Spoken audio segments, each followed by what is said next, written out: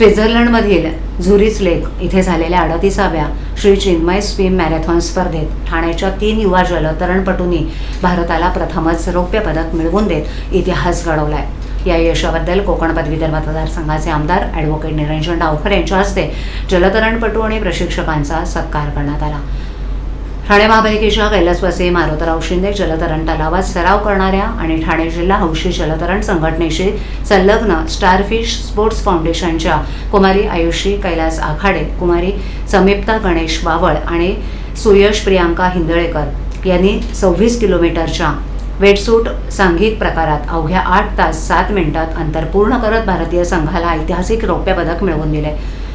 रॅपसरविल ते झुरिक या खुल्या पाण्यातील स्पर्धेत मुसळधार पाऊस, जोरदार वारे आणि 12 ते 13 अंश सेल्सिअस तापमानाच्या थंड पाण्याचा सामना करत या खेळाडूंनी उल्लेखनीय कामगिरी केली। 10 आंतरराष्ट्रीय संघांमध्ये भारतीय संघ हा वयानं सर्वात लहान संघ होता।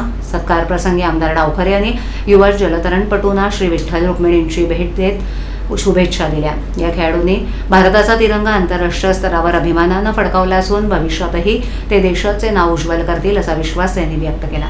प्रशिक्षक कैलास आखाडे यांच्या मार्गदर्शनाचंही त्यांनी विशेष कौतुक केलं। यावेळेला ठाणे जिल्हा हौशी जलतरण संघटनेचे उपाध्यक्ष राजेश मोरे, धनंजय कुलकर्णी, रवी काळे, वैभव देशमुख, संतोष मोरे यांच्यासह जलतरण प्रेमी उपस्थित होते।